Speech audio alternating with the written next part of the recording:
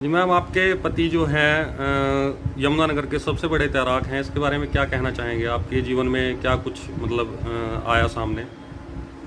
देखो जी, कठिनाई तो बहुत ही सही है, बहुत ही ज़्यादा। पर मुझे गर्व है उनके ऊपर, क्योंकि वो किसी की मुसीबत और किसी का दुख उनसे देखा नहीं जाता।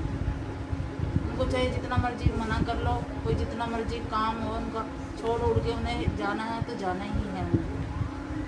तो जिस तरह सिक्के इकट्ठे करते हैं उसके बारे में क्या कहना चाहेंगे? सिक्के तो जी देखो, काफ़ी इनको उम्र ही हो गई इकट्ठे करते हुए। मेरी शादी से पहले ही कर रहे हैं, अब से नहीं शुरू करा इन्होंने, काफ़ी टाइम पहले से ही कर रहे हैं। तो क्या आपको पता है बेशकीमती सिक्के हैं, इनकी कोई कीमत नहीं है? नहीं, वो मैम, आपको शादी से पहले पता था कि जो आपके हस्बैंड है वो एक तैराक है और वो समाज सेवा का जी काम नहीं, करते जी नहीं। तो आपको इनकी समाज सेवा के किए गए कार्यों पर अभिमान होता है या लगता है कि इन्होंने गलत काम? नहीं नहीं, गलत नहीं किया जी, बहुत सही है। तो आप इस कार्य में भरपूर साथ देते हैं? हाँ जी, पूरा सपोर्ट है। बस लोगों को जैसे जैसे पता चलेगा हमारा मच्छी मल्ला था विश्वकर्म मोहल्ला, जो भी था जो भी आता वहाँ पर कोई डूब गया मच्छी मल्ले में आया करता था, क्योंकि तलाक वहीं रहा करते थे, जाता तो कोई था नहीं, मेरा भाई जाया करता था। उसके बाद बस मेरे को लेके जान लगे। मैं अपने कभी ज़िंदगी में किसी से 1 रुपया नहीं मांगा। करते करते करते करते अब कोई फिर मेरे को ऐसा चस्का लगा कि लवारी जा रही, डेड बॉडी जा रही है, वो भी काट देता था। फिर मेरे को प्रशासन ने दबाव दिया, भाई लवारिस मत काटे कर, क्योंकि वो पर्चे कोई किसी ने मार के गिरा है तो उसकी तुम्हें गवाही देनी पड़ेगी। मैं को वहीं पर जाता नहीं था, तो फिर मेरे को मजबूरी में लवारिस डेड बॉडी निकालना बंद करनी पड़ी, लगभग 2000 से पहले। अब तक कितनी लाशें निकाल चुके हैं यमुना से? अब तक तो मैं 35 साल में लगभग 5683 डेड बॉडी मैं काट चुका हूँ 35 साल के अंदर। तो क्या सरकार की तरफ से आपको कभी कोई प्रोत्साहन मिला है, कोई नौकरी की पेशकश आई है? सरकार की ओर से तो सर जी मेरे को 2004 में मंजूर हुई थी नौकरी, उस समय CM चौटाला थे, उन्होंने एक लेटर भी दिया था नौकरी का। उन्होंने चित्रौली वीडियो दफ्तर भेजा, वहाँ भी गया तो वहाँ वीडियो साहब सरदार थे 2004 में। उन्होंने कहा या कोई नौकरी खाली नहीं है, कह रहे अगर आप नौकरी करना चाहोगे तो पहले आपको कोई परमिशन। मैं जी परमिशन तो मेरे को DC साहब ने दिए, पर लेटर पकड़ो, कह रहे यहाँ कोई नौकरी खाली नहीं। वहाँ से घूम फिर के वापसी आ गया। तो इस दौरान आपने सिक्के निकालने का काम कैसे जारी किया? ये तो मैं मतलब बचपन से ही, मतलब जैसे मैं 18 साल की उम्र में जब मैंने गोताखोरी चालू की थी, उसी समय मैंने सिक्के काटना चालू कर दिया था। तो इसमें बहुत से ऐसे ऐसे सिक्के थे जो मेन तो हमें चांदी के सिक्के अंग्रेजों के टाइम के बड़े मिला करते थे, आजकल तो कम हो गए, लेकिन मैं हफ्ते में 5-5, 10-10 वो सिक्के काट काट के बेचा करता था। मैं अपने घर चलाना क्योंकि कमाना तो था ही, घर में रोटी खाने के लिए रोटी नहीं थी। घर में हम 2 भाई थे, सबसे बड़ा भाई था वो तो छोटे छोटे थे जब भी दिल्ली चले गया था। हम 2 भाई और एक बाप हमारा मजदूरी करता था। तो अब तक कितने सिक्के निकाल चुके हो? मैं तो लगभग अगर मैं शुरू से जोड़ रहा होता तो लगभग 10 किलो तो मेरे पे चांदी के सिक्के होने चाहिए, 10 से 12 किलो, क्योंकि मैं बहुत ज़्यादा चांदी के सिक्के बेच के खा चुका हूँ। चांदी का तांबे के मैं कभी 10 किलो बेच दिए, कभी 5 किलो बेच दिया, ऐसे ऐसे करके अपने ज़रूरतें पूरी करी। मतलब रोटी के लाले पड़े थे तो कमा के खाने वाला देने वाला कोई था नहीं। तैराकी का जो काम है वो सबसे जोखिम भरा काम है। सबसे जोखिम भरा काम है, लेकिन ये तो प्रशासन को सोचना चाहिए बाबूजी, कम से कम लोकल ही रख दे, कोई DC द्वारा रखे या कोई ऐसे भी कुछ रखे। मतलब हमें तो उम्मीद छोड़ दी है, क्योंकि अब 56-55 साल के हो गया, अब इनसे सरकार से क्या आश्वासन करें। तो अगर हमें सरकार से एक एंडरविल भी मिलता ना हर साल, वो भी हम खुश रहते हैं।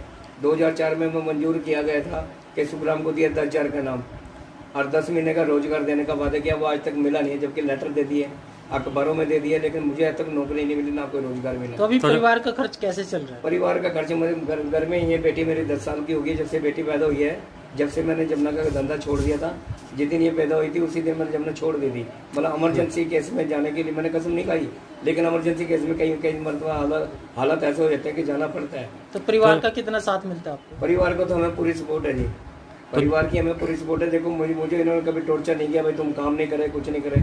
जो काम नहीं होता था जमुना से अपना कभी 1500 रुपये दिहाड़ी बनी, अपना हाल आके घर में लेता हूँ, कभी पैसा जाए नहीं किया, ना कभी मुर्गा खाया, ना कभी दारू खाई, कोई ऐब नहीं किया। तो जब आपकी पत्नी ने आपके जीवन में प्रवेश किया, उसके बाद आपके इस काम में क्या कुछ कठिनाइयाँ आई, इसके बारे में? कठिनाइयाँ तो बहुत हुई, लेकिन बस ये है कि कहते हैं जीवन से सही मिला हो तो कठिनाइयाँ सब निकल जाती है। अब धीरे धीरे निकल ही जाएंगे, रह गया गया। तो अभी जैसे आप बता रहे थे कि आपका खुद का घर था, वो भी चला गया और अब आप किराए के मकान में गुजर बसर कर रहे हैं, इसके बारे में क्या कहना चाहेंगे? देखो बाबूजी, जो सही रास्ते पे चलता है उसके रास्ते में कठिनाइयाँ तो आनी है। अब कठिनाइयों से डर के भागे तो भागे क्या, वो तो किस्मत एक दुर्भाग्य था हमारा जो केस हार गए थे, क्योंकि गलती हमारे बुजुर्गों की थी। अगर उस समय रजिस्ट्री बनवा ली होती तो मकान भी ना हाथ से जाता। अब सरकार तो जो टैक्स भरती है उसी के साथ है। क्या सरकार और प्रशासन से किसी प्रकार की मदद की गुहार लगाएंगे आप? देखो सरकार से प्रशासन से जब हमें हुई थी, जब तो हमें तो उम्मीद ही कोई नहीं लगती, क्योंकि जब हमें हुई थी जब साल सपोर्ट नहीं की सरकार ने, एक कुछ भी नहीं दिया। 2004 में मंजूर किया था भाई सुखराम को दिया 10,000 का नाम, वो लेकिन जब हमने लिफाफा खोला उसमें निकला 2,000 का चेक, मेरे पे प्रूफ है। तो बच्चों को आपने आगे तैराकी सिखाई? बच्चों को इसी डर के नहीं सिखाई, क्योंकि चलो वो उन्होंने लोगों ने दुखी करना, चलो बाप नहीं है तो बेटे को ले चलो। हम अपने बच्चों को इस लाइन में धकेलना नहीं चाहते, क्योंकि हमें बाप को ही कुछ नहीं मिलता, बेटे को क्या मिलेगा, सिर्फ दिलासे मिलेंगे और कुछ नहीं। जो तो आप यमुनानगर के सबसे बड़े तैराक हो, ये आपके लिए वरदान है या अभिशाप है? देखो जी, मेरे लिए तो मेरे हिसाब से तो अभिशाप ही है मेरे लिए, क्योंकि सरकार ने कोई गौर नहीं किया आज तक। अगर सरकार ने थोड़ा सा भी कोई सपोर्ट ही हमें की होती तो आज हम दिलो जान से हजारों चेले लगा देते। 10 जनों का काम को मैं कल्ला करता। इस तो सामाजिक कार्य को करके क्या आपको आंतरिक खुशी मिलती है? यह है कि मन को संतुष्टि मिलती है। देखो हम किसी का अगर भला करेंगे तो भला ही होगा, इस काम को करने से हमें सुकून मिलता है, और हम सोच चाहते हैं कि हम जब तक जीवन में जिंदा किसी के काम आए। तो क्या आपको पता है कि आपने जो सिक्के जो इकट्ठे किए हैं वो बेशकीमती हैं, इसका क्या करना चाहेंगे आप सिक्कों का? देखो मैं तो शुरू से जोड़ रहा हूँ, मैं तो इसी आस में जोड़ रहा हूँ। देखो अपने पास कभी कुछ नहीं है, इस उम्मीद में रखे हैं, ज़्यादा जोरों से जोड़ रहे हैं, शायद इसी से कुछ भला हो जाए। सरकार से तो हमें कोई उम्मीद है नहीं, लेकिन हमें अपने जो सिक्के हम काट रहे हैं जमुना से, इनसे कुछ उम्मीद लगा के बैठे हुए हैं, इस करके आज तक ये घर में रखे हुए हैं। तो यदि सरकार आपसे सिक्के लेना चाहे तो आप उन्हें देंगे? मैं तो देने के लिए तैयार हूँ, लेकिन हमें भी कुछ आश्वासन मिले, कुछ उम्मीद मिले, हाँ भाई हमारा कुछ हो सकता है।